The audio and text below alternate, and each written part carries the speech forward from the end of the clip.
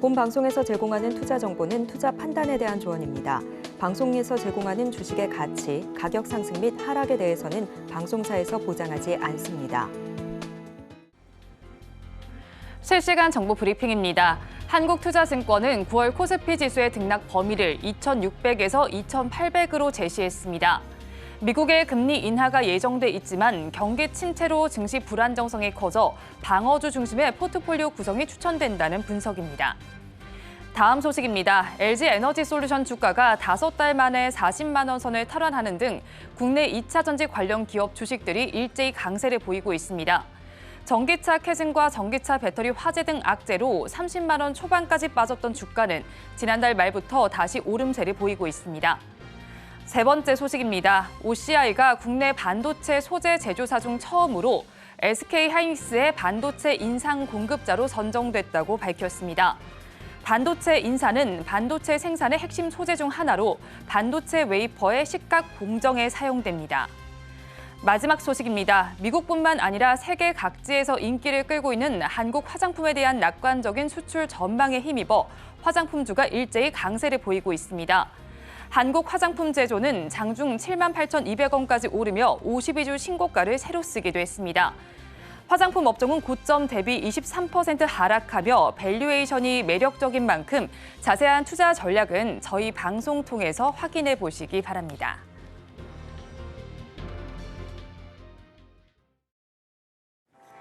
시청자 여러분 안녕하세요. 오늘장 내일장 일부 이 시각 시황으로 문 열어보겠습니다. 주말 사이에는 PC 물가 지수가 발표됐습니다. 둔화된 것으로 확인이 되면서 미국 증시는 상승 기조를 나타냈습니다. 하지만 우리 시장은 그 훈풍을 그대로 받아내지는 못하는 모습입니다. 또 한국은행에서는 우리 증시가 조정 국면에 진입할 것이다라고 진단을 하고 있고요. 이번 주에도 여러 가지 경제 지표가 발표됩니다. 지수 발표에 따라서 어떻게 행방이 결정될지도 체크를 해보시면 되겠습니다. 또 오늘 시장에서는 2차 전지와 화장품주에서 강세가 나타나고 있고요. 9월은 전반적으로 코스피 지수의 상승률 그리고 수익률이 낮은 달입니다. 그런 만큼 이 시장을 어떻게 극복해 나갈지 저희 방송 통해서 확인을 해보시기 바랍니다. 자세한 지수 상황 살펴보겠습니다. 지금 양대 시장은 소폭의 강세를 나타내고 있습니다. 양대 시장 모두는 강보합권에 들어가 있습니다. 코스피 지수는 0.32%의 강세, 코스닥 지수는 0.1%대의 강보합세를 나타내고 있습니다. 그러면 하루 동안은 지수가 어떻게 움직이고 있는지 흐름을 살펴보겠습니다. 먼저 코스피 시장입니다. 코스피 시장 장 초반의 고점 그리고 저점을 찍었다가 다시 또 고점을 높여가는 양상이 펼쳐지고 있습니다. 오후 시장 들어서 뚜렷하게 완만하지만 우상향 기조를 펼치고 있습니다. 0.33%의 강세가 나타나면서 2,683선의 지수는 거래가 되고 있습니다. 코스닥 시장으로 넘어가서도 살펴보겠습니다. 코스닥 지수의 흐름도 살펴보니까요. 장 초반 고점을 찍었다 저점을 찍은 이후에 다시 또 고점 시도를 하고 있습니다. 768선의 지수는 반응을 하고 있습니다. 이어서 수급 상황을 살펴보겠습니다. 코스피 시장 먼저 살펴보겠습니다. 지금 코스피 시장에서는 외국인과 개인의 쌍끌이 매수가 나타나는 가운데 기관 투자자들만이 홀로 팔고 있습니다. 각각의 규모를 살펴보면 외국인은 921억 원, 개인은 2,045억 원, 기관은 3,088억 원으로 나타나고 있습니다. 외국인 투자자들은 7거래일 연속 매수 행진을 이어가고 있습니다. 이어서 코스닥 시장으로 넘어가서 살펴보겠습니다. 코스닥 시장에서는 외국인과 기관이 동반으로 매물을 출회하는 가운데 개인 투자자들만이 홀로 사고 있습니다. 각각의 규모는 외국인은 949억 원, 기관은 523억 원, 개인은 1,635억 원으로 나타나고 있습니다. 선물 시장까지 이어서 살펴본다면 외국인은 3거래일 연속 매도 기조를 취하고 있습니다. 시가총액 상위 종목으로 넘어가 보겠습니다. 코스피 시장 1위부터 5위 종목입니다. 1위부터 5위 종목 내에서는 하락세가 조금은 더 두드러진 양상이 펼쳐지고 있습니다. 오늘 2차 전지의 상승세가 눈에 띄고 있습니다. 특히 LG에너지솔루션 6% 넘는 상승 기조를 나타내고 있습니다. 모건 스탠리에서도 목표 주가를 상향으로 조정한 점에 여파를 받는 것으로 보이고 있습니다. 41만 2천 원 선에 거래가 되고 있고요. 하지만 모멘텀이 좀 부재해서인지 반도체주들이 쉬어가는 양상이 펼쳐지고 있습니다. 삼성전자가 보합권에 머물고 있고요. SK하이닉스 약보합권에 머물면서 17만 3,100원 선에 거래가 되고 있습니다. 그리고 오늘은 시총 상위단에 위치하고 있는 제약 바이오주에서도 쉬어가는 흐름이 포착이 되고 있습니다. 삼성바이오로직스 1.33% 약세 흐름이 관찰이 되고 있습니다. 현대차의 경우에는 외국인의 지분율이 4년 8개월 만에 최고치를 기록하고 있습니다만 지금 장에서 3% 넘는 급락 양상을 펼치고 있습니다. 24만 6천 원 선에 거래가 진행되고 있습니다. 6위부터 10위 종목으로 넘어가서 살펴보겠습니다. 6위부터 10위 종목 내에서는 혼조 양상이 펼쳐지고 있습니다. 역시나 여기에서도 2차 전지 관련주의 급등 양상이 눈에 띄고 있습니다. 포스코홀딩스 무려 6% 넘게 급등을 하면서 36만 2천 원 선에 거래가 되고 있습니다. 그 바로 위에 위치한 밸류업과 관련된 KB금융도 강세 흐름 관찰이 되고 있습니다. 이번 달 즈음에는 밸류업 지수가 발표될 예정입니다. 이에 따른 기대감 속에서 장 초반에는 약세를 보이다가 장 후반으로 갈수록 강세 전환한 모습이 눈에 띄고 있습니다. 2%대 강세를 가져가고 있고요. 기아의 경우에 보합권에 머물고 있고 셀트리온은 2% 넘는 약세 흐름을 보이고 있습니다. 코스닥 시장으로 넘어가서 살펴보겠습니다. 코스닥 1위부터 5위 종목입니다. 역시나 1위부터 5위 종목 내에서는 2차 전지주의 강세 흐름이 눈에 띄고 있습니다. 먼저 에코프로를 살펴보면 다시 에코프로와 에코프로 BM의 경우에 상승세를 나타내면서 에코프로 BM이 오늘 다시 시총 1위 자리를 탈환한 모습이 눈에 띄고 있습니다. 무려 7%가 넘게 급등을 하면서 시총 1위 자리를 차지한 모습입니다. 18만 1,000원 선의 거래가 진행이 되고 있고요. 에코프로의 경우에도 4.67%의 상승 흐름이 관찰이 됩니다. 8만 9,600원에 거래되고 있고요. 엔캠의 상승률이 더 두드러지게 나타나고 있습니다. 12.79%의 상승률을 나타내면서 60일선을 상방으로 돌파하려는 시도를 하고 있습니다. 반면에 알테오젠이 오늘 힘을 내지 못하고 있습니다. 1%에 가까운 낙폭이 나타나고 있고요. HF의 경우에는 0.56%의 강세를 나타내고 있는데 최근 한 주 동안 외국인 순매수 1위를 기록하기도 했습니다. 6위부터 10위 종목으로 넘어가서 살펴보겠습니다. 6위부터 10위 종목 내에서는 하락세가 조금은 더 두드러진 양상이 펼쳐지고 있습니다. 삼천당 제약도 그다지 힘을 내지는 못하고 있습니다. 0.06%의 강세를 나타내고 있고요. 리가켄 바이오는 더 많이 빠집니다. 1.86%의 약세 흐름 가져가고 있습니다. 또 지난주에는 보톡스 관련주들의 흐름이 어느 정도 견조하게 나타났는데 오늘 장에서는 휴재를 쉬어갑니다. 4% 넘게 빠지면서 26만 1,000원 선의 거래가 되고 있고요. 반도체 관련주인 리노공업까지 쉬어갑니다. 1%대 하락 양상이 펼쳐지고 있습니다. 시장 상황은 저와 함께 살펴보셨고요. 본 방송에서 제공하는 정보는 투자 판단에 대한 조언일 뿐 해당 주식의 가치와 수익률을 보장하지는 않습니다. 서울경제TV와 서울경제신문은 당사의 브랜드입니다. 최근 당사를 사칭하는 피해 사례가 늘어나는 만큼 각별히 주의해 주시기 바랍니다. 또 저희 방송 유튜브를 통해서도 보실 수 있습니다. 유튜브 검색창에 서울경제TV라고 검색하시면 저희 방송과 함께 하실 수 있으니까요. 많이 참여해 주시기 바랍니다. 9월의 첫 번째 거래일입니다. 오늘 장 내일장 1부 본격적으로 출발합니다.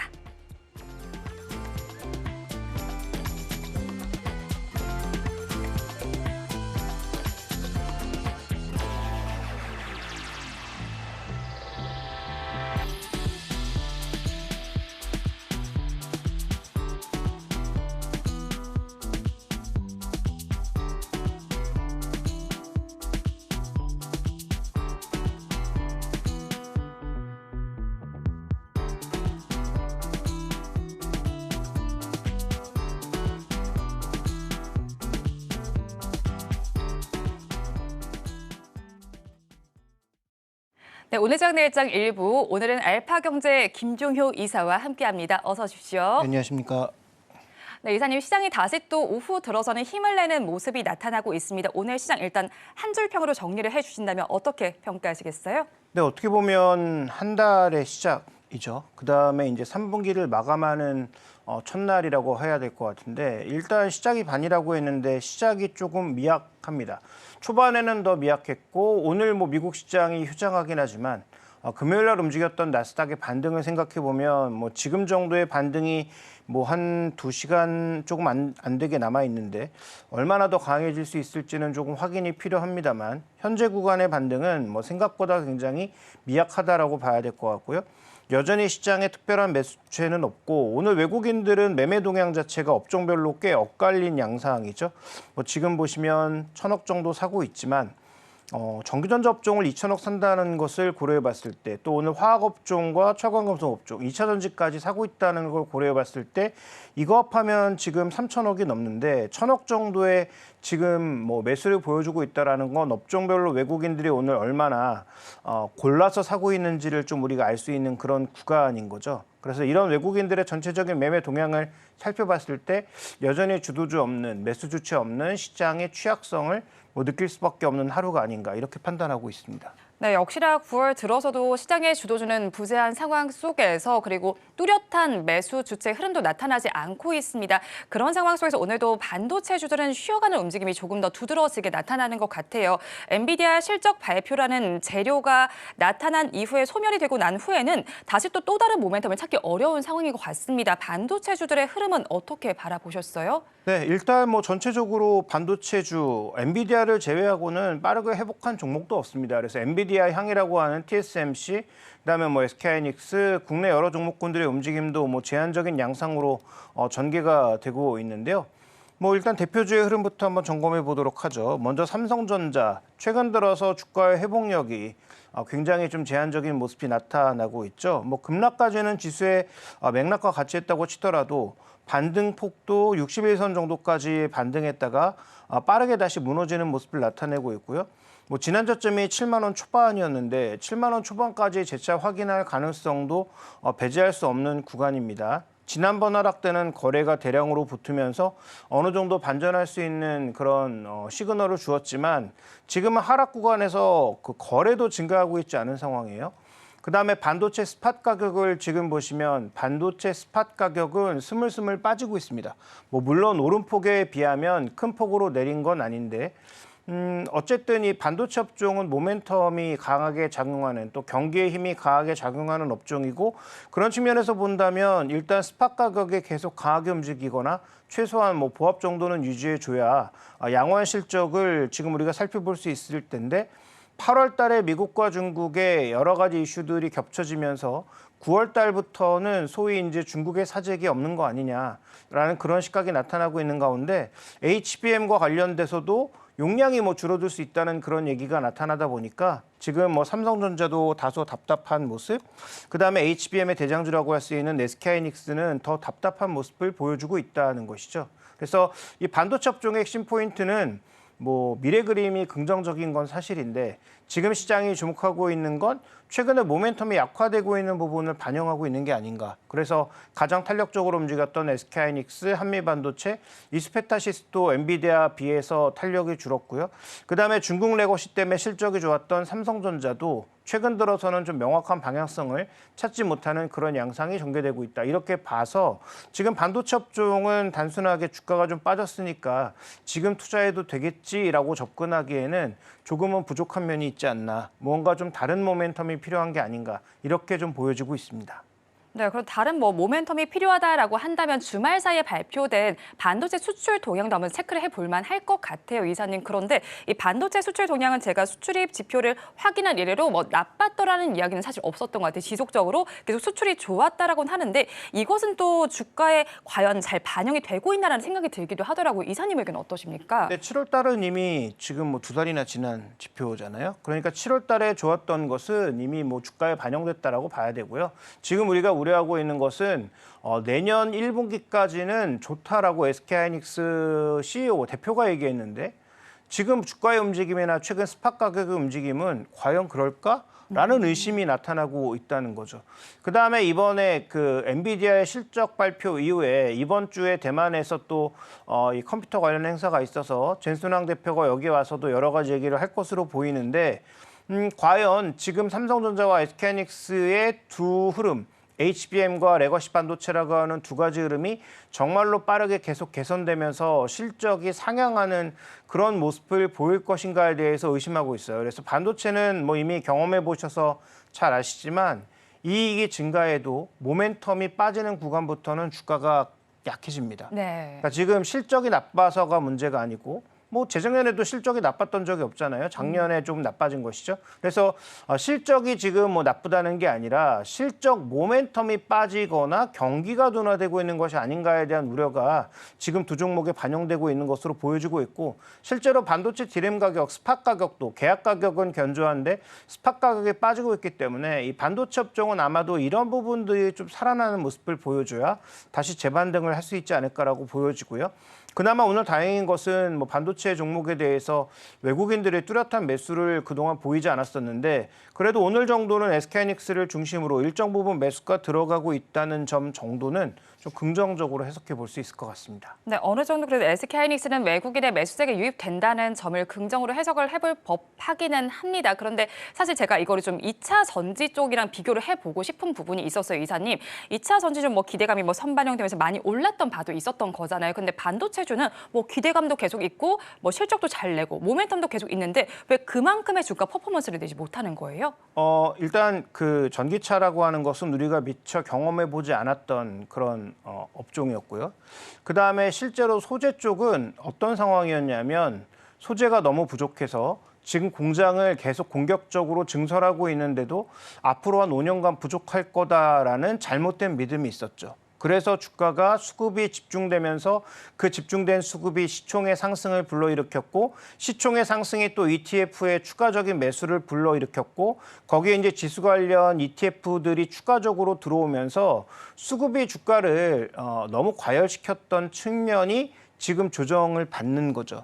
그런데 반도체가 과연 그런 수급이 존재하느냐? 그런 수급이 존재할 만한 종목은 엔비디아를 제외하면 없습니다. 유일하게 엔비디아 제품을 만들어주는 TSMC조차도 반도체 업체의 전체적인 그 움직임에 박스권이 이미 갇혀 있는 상황이다. 예를 들어 삼성전자 같은 경우 뭐 PBR로 한 2.5배에서 아래쪽으로 보면 0.8배 정도의 장기간 갇혀 있는 상황. 그러니까 초호황이라고 하더라도 2.5배를 넘은 적이 없고요. SK하이닉스는 2배를 넘은 적이 없었는데 이번에 HBM 1위로 올라서면서 처음으로 한 번 그 레벨을 넘어서 2.7배까지 갔죠. 그런데 현재 구간에서 지금 엔비디아에서 나온 얘기가 뭐냐면 B100이나 B200에서 쓰는 모델에서 HBM의 용량을 줄여야 된다. 이게 뭐 전력 문제라든지 여러 가지 문제가 있어서 이걸 뭐 줄여야 된다라는 그런 논란들이 나오고 있으니까 HBM도 우리가 생각한 만큼 안 가는 것 아니야? 그러면 지금 SK하이닉스 주가가 많이 빠졌다고 하지만 PB 관점에서 보면 2배거든요. 많이 빠진 건가? 과거에는 이게 최고점이었어요. 그러니까 반도체에 원래 움직였던 범위가 다르기 때문에 전기차와 같이 보기 어렵고 전기차 소재는 매우 특이한 버블 양상으로 전개됐다가 저는 뭐 현재 제가격 정도로 내려온 게 아닌가라고 봐서 뭐 둘을 단순 비교하는 것은 조금 어렵다 이렇게 보고 있고요. 뭐 반도체의 그 밸류는 지난 수십 년간 누적된 것이기 때문에 좀 더 효율성 있게 우리가 투자하는 지표가 되고 있는 것이다 이렇게 바라보고 있습니다. 네, 일단 반도체와 2차 전지를 바라보는 시각을 좀 다르게 가져가야 할 것 같습니다. 그리고 엔비디아 이야기를 다시 좀 넘어가고 싶은 게 일단은 시장의 예상치를 웃도는 실적은 냈습니다만 시장의 반응이 차갑기는 합니다.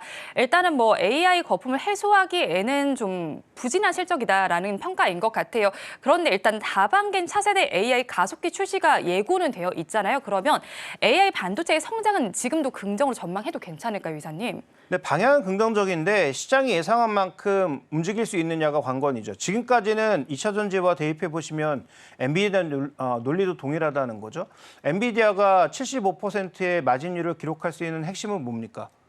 엔비디아가 칩을 스스로 만들지도 못하고 설계만 할 뿐인데 이 만들어진 것 가지고 나머지 업체들은 두 자릿수 정도의 이익률을 내고 있는데 여긴 75%라고 하는 압도적인 수익률을 낼 수 있는 가장 중요한 이유는 지금 수요자들이 넘쳐나기 때문이죠. 뭐 메타, 마이크로소프트, 아마존 뭐 이런 쪽에서 서로 달라고 난리니까 결국은 뭐 굉장히 배짱을 부리면서 높은 가격에 팔 수 있는 게 핵심이죠. 그러면 엔비디아의 가장 큰 리스크는 뭡니까? 경쟁자가 들어오는 게 리스크인데 지금 현재 구간에서 봤을 때 경쟁자가 들어오기 쉽지 않아서 엔비디아의 어떤 이런 고평가는 계속 이어질 것으로 보이는데요. 근데 나머지 종목군들은 어떻습니까? 언제든지 경쟁자가 등장할 수 있는 구도라는 점. 그다음에 엔비디아는 뭐 4분기부터 확실하게 다음 세대 칩을 내놓겠다라고 했지만 저번에도 잠깐 언급드렸다시피 이번에 나타난 엔비디아의 블랙일 문제가 설계의 문제인지 제조 과정의 문제인지 명확하게 우리가 알 수 없습니다. 그래서 양쪽이 누구의 문제라고 하더라도 과연 예상한 만큼 계속 생산해낼 수 있을까? 또 시장의 기대는 만약에 블랙웰이 나오지 않아도 H백 같은 다른 칩으로 메꿔 나갈 것이기 때문에 전혀 우려가 없다라고 하는데 그건 제가 보기에 억지에 가까운 논리예요. 아무리 이제 AI 시장을 서로 점유하기 위해서 싸우고 있다고 하더라도 무한정으로 돈을 못 버는데 돈을 투입할 수 있는 자선 사업 같은 회사가 세상 천지에 어디 있습니까? 그러니까 지금 AI에 나타나고 있는 우려는 AI가 돈을 못 벌고 있다는 게 핵심 포인트고요. 돈을 못 버는데 과연 몇 분기 연속으로 이런 업체들이 공격적인 투자 전략을 가져갈 수 있을까가 관건이기 때문에 엔비디아도 혼자 할 수 있는 건 아무것도 없죠. 만들 수도 없고 수요가 빠지는 순간 엔비디아의 수익성도 급격하게 떨어질 수 있다.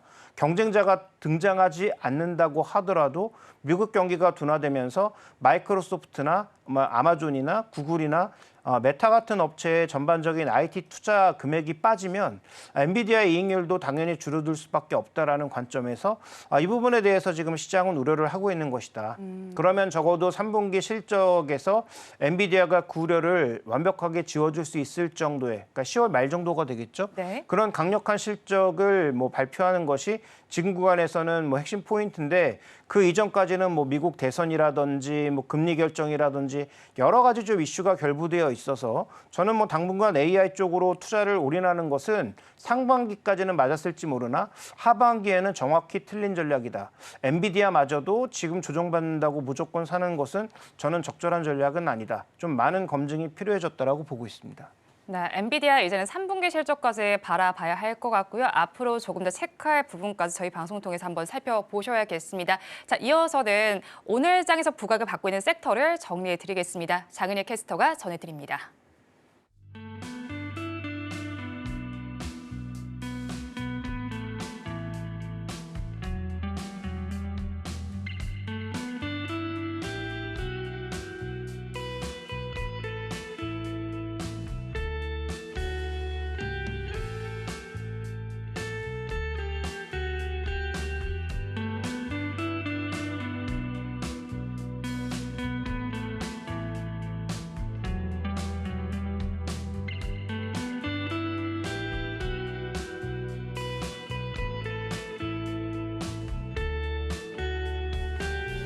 네, 은혜로운 섹터 장은혜입니다. 반도체에 대한으로 우리는 어떤 쪽을 눈여겨봐야 할까요? 제약바이오도 있고 2차 전지도 있고 등등 굉장히 많은데 일단 오늘은 2차 전지 쪽에서 큰 폭으로 오름세를 보여주고 있습니다. 최근에 또 2차 전지 쪽이 큰 폭으로 웃음을 질 수 있었던 이유는 당연히 첫 번째 저가 매수, 두 번째 미국 대선, 그리고 마지막 세 번째는 금리 인하 이렇게 기대를 꼽을 수가 있겠죠. 자, 그러면 오늘은 어떤 이슈 있었는지 살펴보도록 하겠습니다.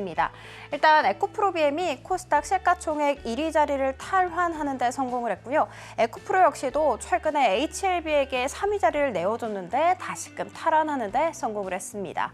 LG에너지솔루션 역시도 5개월 만에 40만 원 선을 다시금 회복하면서 전체적으로 훈풍이 깃들어진 모습 그대로 확인할 수 있었습니다. 자, 이렇게까지 잘 올라갈 수 있었던 이유 첫 번째는 모건스탠리 쪽에서 2차 전지에 대해서 긍정적으로 이야기를 했습니다. 살펴볼게요. 유럽권에서 2025년에 탄소 배출량 규제를 더욱더 강화를 할 것이고 이로 인해서 유럽권의 전기차 배터리 설비 가동률이 지금 현재 2024년 같은 경우에는 68%였는데 이것이 더 큰 폭으로 올라서 내년이 된다면 80%에 이를 수 있을 것이다. 이렇게 내다보고 있었습니다. 그리고 그 수에는 우리 한국의 배터리 3사들이 받아갈 수 있을 것이며 나아가서는 LG 에너지솔루션에 대해서 투자 등급 상향 조정도 했고요. 목표 주가를 55만 원까지 제시하기도 했습니다. 참고로 살펴봤더니 LG 에너지솔루션 같은 경우에는 내년도 예상되는 영업이익이 올해 대비해서 177%나 증가할 수 있을 것이다 라고 내다보고 있었습니다. 그렇지만 국내 증권사들의 시선은 조금 싸늘합니다. 왜냐 살펴볼게요. 펀더멘털 지표가 계속해서 지지부진한 상황이 지속되고 있는 것이기 때문에 최근에 이 반등세는 단순히 수급을 기반으로 한 기계적 반등이 있습니다라는 점입니다. 아직도 기업들이 내년 그리고 내후년에 대해서 뚜렷한 가이던스를 제시를 못하고 있죠. 뿐만이 아니라 2차 전지 주가의 향방을 점치기 위해서는 앞으로 이 선행 지표다라고 할 수 있는 리튬 가격 지표를 잘 눈여겨봐야 한다. 이렇게 두 가지 이유를 들고 있었습니다. 그럼에도 불구하고 오늘은 일단 기계적 반등인지 모두 다 강세를 이어가고 있다라고 정리를 해보도록 하겠습니다. 자, 그러면 다음 이슈로 들어가 보도록 하겠습니다. 오늘이 9월의 첫 거래일이잖아요. 그래서 오늘은 조금 특별하게 9월에는 어떤 쪽을 눈여겨봐야 하나에 대해서 살펴보도록 하겠습니다. 통상적으로 미국의 9월 증시는 변동성이 굉장히 커져 있는 시장이라고 합니다. 그래서 이 변동성 확대를 기반으로 해서 또 약세장이 펼쳐지는 경향이 있다 이렇게 내다보고 있었는데 그 이유를 한번 살펴볼게요. 연휴가 끝난 다음에 그러니까 8월에 휴가철이 있었고 9월에 노동절이 있잖아요. 이것을 끝나고 나서 업무에 막 복귀를 한 트레이더들이 이 거래량을 확대를 시킨다고 해요. 그리고 이 거래량 확대로 인해서 하락 변동성이 커지는 장세가 펼쳐지는 경향이 있다고 합니다. 그런데 이번 9월은 조금 다를 수 있다라는 이야기 나오고 있는데 당연히 FOMC 금리 인하 기대감 때문이겠죠. 그래서 통상적으로 보였던 이 약세 패턴이 반전될 수 있을 것이라는 가능성 점쳐지고 있는 상황입니다. 자, 그러면 우리는 9월에 어떤 매매 전략을 짜야 하나요? 라고 물어봤더니 이렇게 대답을 하고 있었어요. 금리 인하가 이루어지게 되면 통상적으로 달러 가치가 떨어지고 채권 수익률이 떨어지기 때문에 그 반사 수혜를 배당주가 받아갈 수 있다. 그래서 배당주를 눈여겨봐야 한다라고 내다보고 있었습니다. 배당주와 함께 거론되고 있는 것은 수출주였는데요.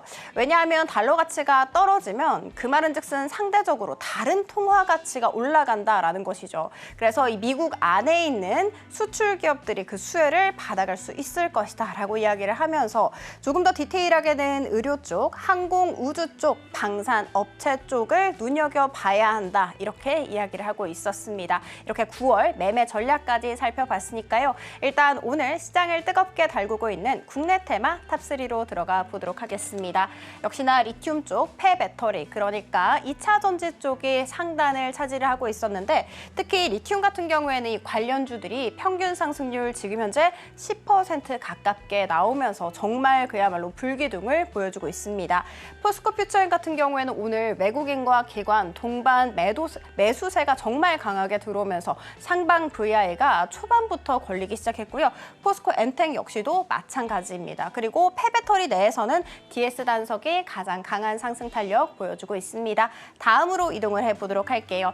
다음은 바로 화장품 쪽인데요. 8월 수출입 동향이 발표가 됐는데 이 안에서 화장품 수출액이 전년 동기 대비해서 무려 21%나 큰 폭으로 늘어났다라는 이야기 있었습니다. 사실 최근에 실적 발표를 내놓고 고점 대비해서 주가가 굉장히 지지분이했죠. 23%가량 밀려났기 때문에 지금 저가 매수 기회로 봐야 한다라는 긍정의 리포트 있었습니다. 뿐만이 아니라 실리콘투 같은 경우에는 미국의 물류센터 인수 소식까지 나오게 되면서 오늘 장 초반부터 빠르게 급등세를 보여줬지만 지금 현재는 상승분을 조금 반납한 상황이고요. 한국 화장품 제조 같은 경우에는 오늘 52주 신고가를 갈아치우는 데 성공을 했습니다. 자, 그리고 마지막으로 한번 들어가 보도록 하겠습니다. 역시나 오늘 또 이름을 올리고 있는 이 딥페이크 쪽인데요. 형량을 5년에서 7년으로 늘린다라는 점, 그리고 딥페이크에 대한 이 대응이 100대 실천 과제에 포함이 됐다라는 점, 이렇게 정부가 강력하게 대응하는 의지를 보여주게 되면서 오늘도 강세 이어가고 있는데 센즈렉 같은 경우에는 무려 5거래일 연속 상승세 이어가고 있고요. M83 같은 경우에는 최근에 신규 상장을 알린 종목이죠. 전거래일 같은 경우에는 상한가 안착 후에 거래를 마감을 했는데 오늘도 역시나 추가 강세 나오고 있다는 거 알려드리도록 하겠습니다. 지금까지 은혜로운 섹터 장은이었습니다.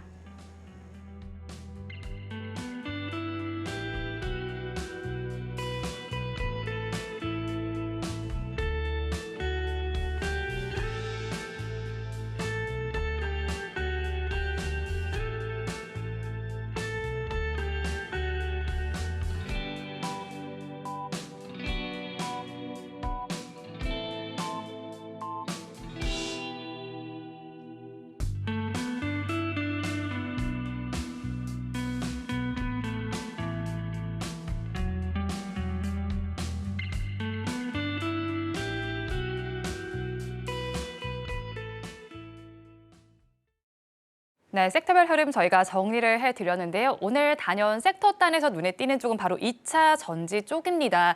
지금도 시장에서 살펴봤을 때 리튬과 2차 전지 셋업체들, 소재 부품 모두가 강세 흐름을 보이고 있습니다. 최근 들어서는 바닥을 찍고 난 이후에 조금씩 반등 기조가 나타나고 있는데 이번에 좀 진짜 반등이다 이렇게 평가를 해봐도 괜찮을까요, 이사님? 네, 펀더멘탈로 봤을 때 당연히 진짜 반등은 아니고요.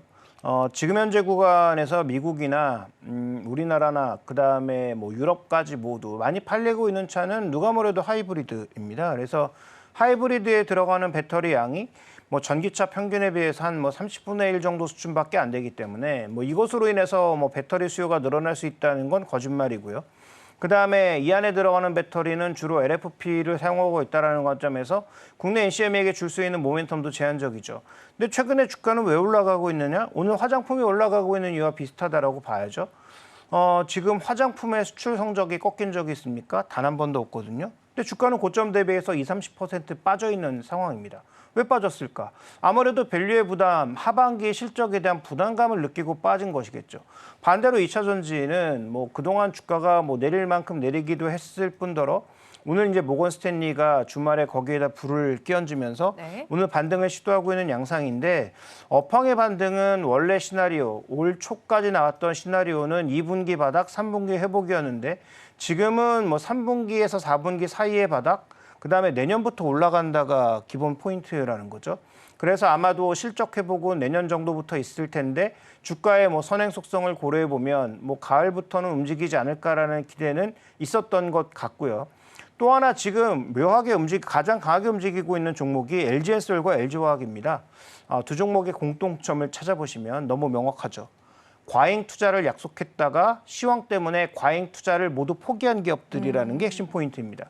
그래서 어떻게 보면 돈을 그동안 너무 쓰고 돈은 못 벌어서 우려를 하고 있던 기업들이 돈을 안 쓰겠다, 시황에 맞춰서 뭔가 페이스 조절을 하겠다라고 하니까 오히려 LG엔솔과 LG화학이 가장 빠르게 반등하고 있고요. 최근에 뉴스 찾아보시면 대부분의 뉴스들이 우리 투자 포기, 투자 지연, 투자 감속 이런 얘기들이 줄여 나오는 종목군들이 오히려 반등하고 있다라고 보셔야 될 것 같습니다.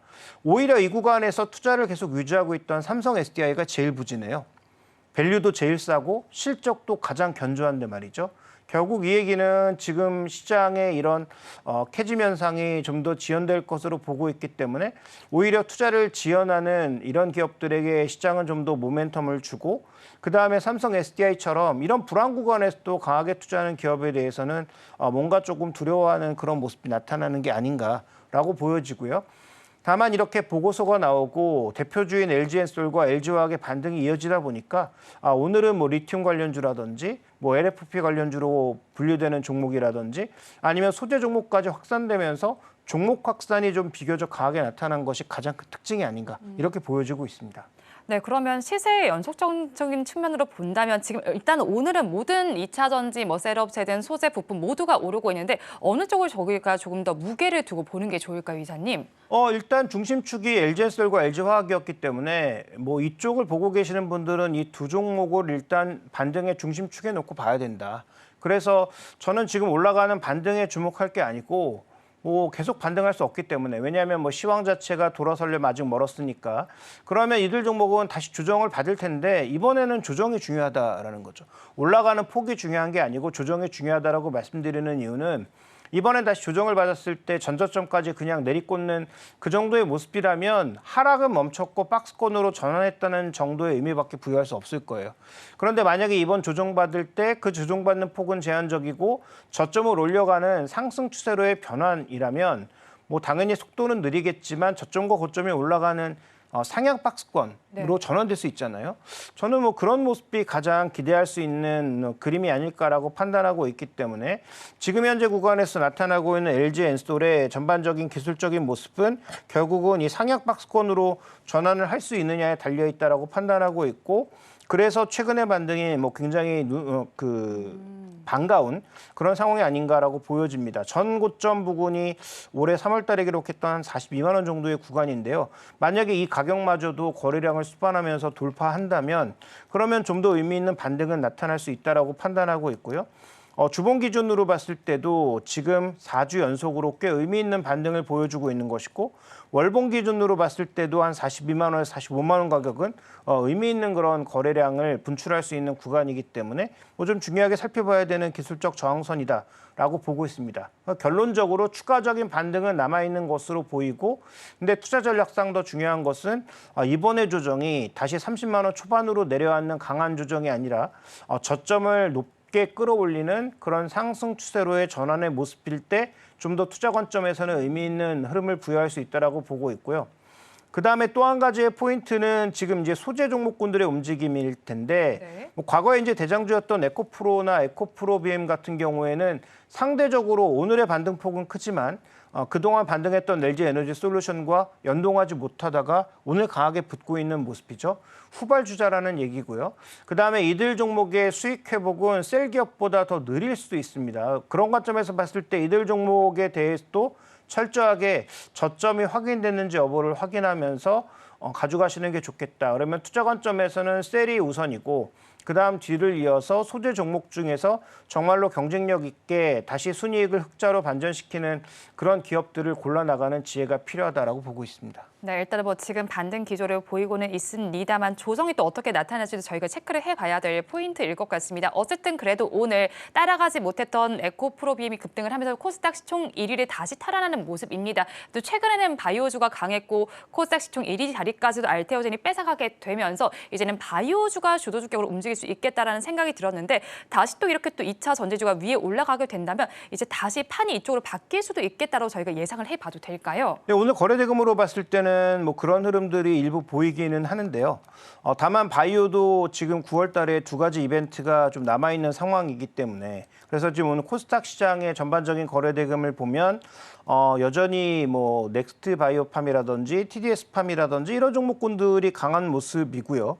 그다음에 에코프로비엠이 그 4위 정도를 기록하고 있고 EN셀이라든지 ABL 바이오가 하락하고 있지만 여전히 거래대금은 꽤 발생하고 있는 모습이거든요. 그러니까 지금 역전했다라고 보기 힘들어요. 2차 전지가 정말로 시장에 그 장악력을 보였다면 적어도 코스닥 거래대금 한 10위권 내에 4, 5종목은 들어왔어야 됩니다. 근데 그런 모습을 보이지 않고 있다라는 점을 고려해 볼 때 완벽하게 뭔가 역전되고 있다 이렇게 보기에는 좀 어려울 것 같고 다만 이제 그 바이오 종목군들은 9월 달에 두 가지 빅 이벤트가 있잖아요. 9월 3일부터 있을 미국의 폐암학회 하나가 있고 그다음에 유럽의 종양학회가 또 중순 구간에 우리 추석 기간에 있기 때문에 그 두 가지 모멘텀이 노출되면서 탄력이 둔화될 가능성도 고려해야 되니까 이벤트로 보시면 바이오가 조금 눌리고 다른 종목으로 매기가 이전할 가능성은 열어두긴 해야 되겠죠. 근데 거래대금으로 봤을 땐 지금 2차 전지가 그 대안으로 선택될 가능성은 충분히 좀 있어 보이고 오늘 더불어 올라가고 있는 화장품 업종도 일정 부분의 순환매의 대안이 될 가능성 정도는 엿보이고 있으니까 최근 시장의 반등이 가장 강한 컨셉은 조정을 많이 받은 종목이 가장 의미 있는 반등을 선택하고 있다. 이렇게 봐야 될 것 같습니다. 일단 조정을 많이 받았고 이제 다시 또 반등이 나타나고 있는 만큼 이 부분의 의미를 저희가 한번 부여를 해봐야 될 것 같습니다. 그리고 앞서서 말씀을 해주신 것처럼 LG 에너지 솔루션의 경우에는 최근에 이제 강하게 외국인과 기관의 매수세도 나타나고 있고요. 3분기 실적이 2분기 실적보다 나을 것이라는 분석 속에서 실적 개선주로도 볼 수 있을 것 같습니다. 그럼 다른 2차 전지 업종 종목들 중에서도 이렇게 실적 개선주로도 풀이해 볼 수 있는 종목 어떤 것들이 있을까요? 네, 아직까지 지금 뭐 리튬 가격이라든지 그 금속 가격에서 의미 있는 반전을 찾기에는 어렵습니다. 그래서 소재 쪽의 가격 회복은 좀 더 늦어질 가능성이 있고요. 그다음에 이들도 이제 어떻게 보면 수출주라고 봐야 되는데 수출주에서 환율의 긍정적 효과는 사라지고 있죠. 그래서 최근에 조선업종이 조금 조정받고 있는데 조선업종의 조정의 이유가 뭐겠습니까? 특별히 바뀐 게 없거든요. 뭐 수주가 줄어들었다든지 아니면 뭔가 조선업종 시황이 급하게 악화됐다는 그런 요소가 없어요. 그럼에도 불구하고 주가가 고점 대비해서 뭐 많게는 10% 이상 빠지고 있는데 이들 종목의 변화한 건 딱 두 가지라고 봐야죠. 일단 올라가고 있던 중고 성과가 멈췄고요. 신조 성과도 상승은 멈췄습니다. 그러면서 환율이 한 5%가량 급락했죠. 근데 이들의 마진율은 뭐 아시는 것처럼 아직 영업 마진율이 3%가 채 안 됩니다. 그러면 이 정도의 환율 변화만으로도 실적은 굉장히 출렁일 수 있는 그런 종목들이잖아요. 그래서 취약함을 나타내고 있는 것이고 지금 뭐 소재 업종도 다 대부분 마찬가지죠. 적자 기업 아닙니까? 그다음에 적자 기업에서 확실하게 뭔가 움직이려면 시황이 돌거나 아니면 거시 변수들이 돌아야 되는데 거시 변수는 오히려 부정적으로 지금 움직이고 있는 상황이에요. 그래서 소재 종목은 지금 현재 뭐 분위기 타고 올라갈 수는 있을 것으로 보이는데 실적 기반으로 올라가기는 어렵다라고 봐야 될 것 같습니다. 그래서 차라리 소재 쪽에서는 투자 여력이 좀 남아 있고 뭐 9월, 10월 정도에 철강 업종이 중국 쪽에서 일정 부분 구조 조정을 한 번 더 이뤄내게 된다면 철강 업종의 시황도 일부 돌 수 있기 때문에 그런 관점에서 본다면 포스코홀딩스가 소재 쪽에선 가장 매력적이지 않을까라고 보고 있고요. 저는 결국 2차 전지 소재도 돈 싸움이라고 보거든요. 그래서 돈이 가장 풍부하게 자금력이 풍부하게 있는 기업은 어디인가가 핵심인데 뭐 그로 따지면 포스코홀딩스가 당연히 뭐 대표 기업이 되겠죠. 한 가지 남아있는 변수는 과거 최정호 CEO가 있을 때는 2차 전지에 거의 뭐 올인하는 듯한 전략이었는데 이번에 새로운 CEO는 약간은 뉘앙스가 좀 달라지는 모습입니다. 돈 못 버는 그런 2차 전지 소재 기업에 대해서 뭐 매각을 하는 등의 행보를 보이고 있어서 최정호 CEO가 있을 때보다 업종을 밀어주는 탄력은 좀 줄어들 수 있을 것으로 보이지만 이미 판을 너무 크게 벌려놨기 때문에 뭐 CEO가 바뀌었다고 해서 이걸 뭐 접는다든지 뭐 방향을 바꾼다든지 하긴 어렵다는 거죠. 그래서 뭐 소재 쪽에서는 지금 포스코홀딩스 정도가 아마 이익의 반전 속도나 아니면 뭐 반전 효과도 가장 클 것으로 보여주고 있어 소재 쪽에서는 그쪽을 보고 있고요. 그다음에 아까 말씀드렸던 것처럼 지금 반등의 축을 잡고 있는 두 종목은 LG에너지솔루션과 LG화학 두 종목이다. 그래서 이 두 종목이 반등이 어디까지 이어지는지를 잘 관측해 보실 필요가 있겠다 이렇게 보고 있습니다. 네, 일단 반등이 축이될 LG화학과 LG에너지솔루션 추세를 먼저 체크를 해보시는 자세가 필요할 것 같습니다. 그리고 섹터 단에서는 리튬이 가장 많이 오르고 있는데 그런데 최근에 리튬 가격은 하락세를 보였던 만큼 오늘 장에서는 상승하고 있지만 상승폭에는 조금 제한이 있을 것으로 예상이 되는데 이사님께서는 어떻게 보세요? 최근에 이제 반등을 선택한 종목들은 다시 이제 그 반등을 되돌릴 만한 악재가 나오지 않는 이상 추가적으로 랠리를 좀 더 이어가는 그런 이 속성을 관성을 보여주고 있다라는 측면에서 반등은 좀 더 이어질 가능성이 높다라고 봅니다. 그런데 최근에 시장의 흐름을 보시면 아시겠지만 제약바이오 한 업종 정도를 빼면 지속성을 가지고 움직이는 테마는 거의 없다고 해도 과언이 아닙니다. 그래서 지금 뭐 리튬 포스를 포함해서 리튬 관련주 중에서 다 아시잖아요. 실제로 의미 있는 종목 별로 없다는 거. 그래서 이런 종목군들을 투자하시는 것은 확실하게 자신의 목표 가격과 혹은 내 생각대로 움직이지 않았을 때 손절 가격이 명확하신 분들만 투자할 수 있는 종목이다라고 보고 있습니다. 그래서 지금 뭐 되도 않을 뭐 전고체 이런 거 투자하시는 것도 저는 뭐 개인적으로 말리고 싶고 그다음에 지금 현재 리튬 관련 종목은 뭐 투자하셔도 될 것으로 보이나 명확한 손절선 정도는 접근 가능한 그런 가격대 내에서 접근하시는 것이 좋을 것 같고 가장 중요한 건 이쪽으로 올인하는 전략은 여전히 가장 위험하다라고 봐야 되겠죠. 작년, 재작년과는 분명히 판이 다릅니다. 그래서 2차 전지 쪽으로 또 몸을 실으면 큰 이익이 나겠지라고 착각하시는 분은 없었으면 좋겠습니다. 네, 일단은 뭐 2차 전지주에 대한 전반적인 투자 의견 한번 들어봤고요. 자, 그렇다면 이사님께서는 지금 시장에서 어떤 섹터에 관심을 가지고 계시는지 궁금한데요. 네, 지금 현재 구간에서는 낙폭이 과대했던 쪽에서 모멘텀이 있는 종목들을 좀 보셔야 되는데 그게 이제 당장 눈앞에 다가온 건 아이폰 발표가 눈앞에 다가왔죠. 그래서 지난 금요일 날에는 크게 강세를 보였지만 오늘은 뭐 그렇게 움직이지 않고 있죠. 그래서 이런 종목군들을 살 때 급등하는 구간에 쫓아가는 게 좋다라고 착각하시는 분들이 많지만 급등하는 구간에 쫓아가면 실제로 주가는 올랐는데 별로 수익이 난 게 없죠. 그래서 이런 종목군들이 적어도 9월 10일까지 상승이 이어진다라고 믿는다면 오히려 조정받는 구간에서 접근하시는 게 낫겠죠. 그래서 LG노텍이나 자화전자 정도로만 축으로 해서 관심을 가지실 것을 말씀드리고 싶고요. 그다음에 이제 또 하나 이슈가 나왔는데 삼성이나 노키아 쪽에서 모두 부정한 이슈이기는 하지만 삼성전자가 노키아의 통신 부분을 인수한다라는 얘기도 나왔습니다. 근데 양사 모두 부정했는데 뭐 블룸버그 기자가 아무것도 없는 상황에서 이런 뉴스를 내놨을 리는 없잖아요. 네. 그러니까 양사의 부정을 보면 결정된 건 없다라는 얘기가 되겠고 노키아도 지금 뭐 아시다시피 통신 장비 쪽에서 의미 있는 그런 흐름을 기록하지 못하고 있는 상황에서 이 사업부를 계속 가져가는 게 맞느냐라는 논란은 예전부터 있어 왔습니다. 근데 잘 생각해 보시면 5G가 4G에서 뭔가 그렇게 큰 변화를 이끌어내지 못했죠. 우리나라도 그렇고 해외는 더더욱 그렇고요.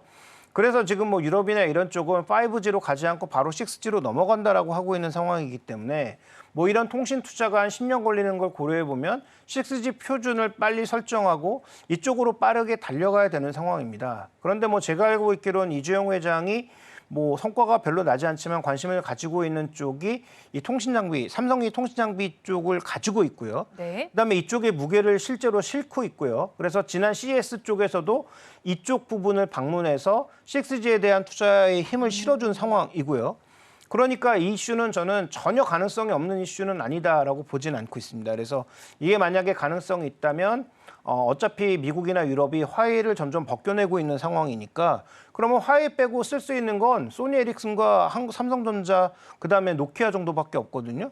그러면 노키아를 만약에 인수한다면 양대 업체가 되는 거예요. 그러면 충분히 이것도 과점 시장으로 들어가는 것이기 때문에 마진율이 높지 않더라도 삼성전자로서는 충분히 투자할 만한 가치가 있다라고 판단해 볼 수가 있어서 이런 통신 장비주들 중에서 과거 삼성전자와 거래 이력이 있는 종목군들은 한번 뽑아볼 필요가 있다. 이렇게 좀 판단하고 있고요. 대표적으로 제가 지금 생각나는 기업은 이노와이어리스라든지 뭐 이런 기업들이 생각난단 말이죠. 그래서 이런 기업들도 지금 당장 뭐 주가가 오르진 않겠지만 한번 뭐 살펴보실 필요가 있지 않느냐라고 판단하고 있고 이들 종목 역시도 거래가 좀 수반돼야 됩니다. 주가는 정말 이렇게 빠져도 되나 싶을 정도로 지수보다 더 빠졌거든요. 네. 코스닥이 뭐 굉장히 좋지 않았다고 하지만 그 코스닥보다 더 빠진 종목들입니다. 왜냐하면 뭐 우리나라에서 5G 투자도 없고 통신주들도 5G의 그 주파수대를 포기하면서 이쪽에 신규 투자가 거의 전무하다시피 했거든요. 그러다 보니까 이들은 뭐 실적이 당연히 좋을 리가 없고 그래서 전체적으로 부진했었는데 만약에 뭐 삼성전자가 M&A를 추진한다든지 아니면 이쪽에 계속 중국을 벗겨내면서 우리나라 쪽으로 뭔가 흐름이 넘어오는 모습을 보일 경우에는 글로벌 장비 쪽에 납품했던 기업들에게는 기회가 될 수 있다라는 관점에서 뭐 이런 종목군들도 한번 쳐다볼 필요가 있지 않느냐라고 보고 있고요. 자, 또 하나 우리가 살펴봐야 될 업종은 금융업종입니다. 오늘도 뭐 움직이는 종목군들이 있어요. 업종으로 봤을 때 뭐 생보사들 중에서도 일부 움직이는 종목이 있고 코리안리도 뭐 비교적 강한 모습이고 그다음에 금융주들도 전반적으로 나쁘지 않은 흐름인데요. 자, 이들 종목의 핵심 포인트는 뭡니까? 9월 달 결국은 밸류업 ETF가 나온다는 거죠. 그래서 어떻게 보면 이게 이슈의 마무리일 수도 있겠지만 어쨌든 그런 이슈가 나오기 이전까지는 뭐 기관이 됐든 외국인이 됐든 대형 펀드 쪽에서는 인덱스를 추종하기 위한 혹은 ETF에 편입될 종목군들을 미리 선행 매매하는 그런 수급이 나타날 수 있기 때문에 자 이런 종목군들에 대해서도 이벤트가 마무리되기 이전까지는 관심을 가져볼 필요가 있겠다 이렇게 판단하고 있습니다. 네, 그렇다면 이제 밸류업 관련해서 제가 추가로 좀 질문을 드리고 싶은 부분이 어쨌든 밸류업 지수에 포함이 되는 종목이 있을 테고 아닌 종목들이 있을 거 아닙니까? 그 종목들에 대한 투자 전략은 조금 다르게 가져가야 할 것 같은데 지금 좀 유망하게 편입될 만한 종목에는 어떤 게 꼽히고 있습니까? 뭐 대형주는 다 들어간다라고 봐야 되겠죠. 뭐 지금 뭐 그룹사를 포함해서 대형 금융주들은 다 포함된다라고 보시면 될 것 같고요. 오히려 이제 대형 사들 중에서 조금 애매한 기업들이 이제 국책은행들, 뭐 기업은행 같은 것들이 정말 편입이 될 거냐라는 부분들은 뭐 조금 더 지켜보셔야 되겠지만 뭐 다 아시다시피 KB금융이나 신한지주 뭐 이런 종목군들이 빠질 이유는 전혀 없어 보이고요. 삼성생명을 포함한 대형 보험사들도 대거 포함될 것으로 보이기 때문에 현재 주가의 조정 여부에 상관없이 기관 외국인들의 매수가 지속되고 있는 것들은 바로 이런 것들이고요. 그다음에 만약에 이런 ETF가 만들어지면 이 ETF 주로 누가 살 거냐? 저는 뭐 100% 거의 확신하는데 연기금이 살 거라고 봅니다. 연기금의 입장에서는 뭐 배당도 많이 주는 편이고 상대적으로 이익이 안정적인 이런 ETF를 안 살 이유가 없어요. 그래서 기존에 보유하고 있던 뭐 채권도 좋겠지만 지금 일부 은행주들은 거의 뭐 7% 이상의 배당 수익률을 기대할 수 있는 종목군들이 있기 때문에 그런 대형 은행주들을 포함한 이런 종목군들은 전체적으로 매수가 들어오면서 견조한 수급을 나타낼 거라고 예상하고 있고요. 오히려 이 이슈가 발표되면서 해당 종목군들이 발표되면 그때부터는 오히려 변동성이 커질 수 있겠죠. 그다음에 두 번째로 지금 시가 기준으로 배당 수익률이 매력이 떨어진 주가가 너무 올라서 그런 종목군들에 대해서는 우리가 좀 조심해 볼 필요가 있는데 그 대표적인 종목이 메리츠 금융지주입니다. 그동안 뭐 금융지주사 중에서 가장 먼저 밸류업을 선언했고 밸류업으로 인해서 주가가 가장 좋았던 종목인데요. 주가가 장기적으로 올라가기 시작하면서 배당금을 대고 올리지 않으면 배당 메리트가 많이 희석된 상황이에요. 그래서 그런 종목군들은 뭐 먼저 선행 매매하기보다는 해당 이슈가 결정되는 것을 보면서 어느 정도 물량을 조절하시는 것도 하나의 전략적 접근이 될 것 같습니다. 네, 전략적으로 이제 밸류업과 관련된 종목군들도 한번 체크를 해보시면 좋겠고요. 오늘 장에서 강세를 보이는 2차 전지주 또 반도체주에 대한 대응 전략까지 이야기를 나눠봤으니까 투자 의결에 참고를 해보시기 바랍니다. 지금까지 알파경제 김종유 이사와 함께했습니다. 고맙습니다. 본 방송에서 제공하는 정보는 투자 판단에 대한 조언일 뿐 해당 주식의 가치와 수익률을 보장하지는 않습니다. 오늘 장 내일 장 1부에서 준비한 순서는 여기까지입니다. 저희는 잠시 후 2부로 돌아오겠습니다.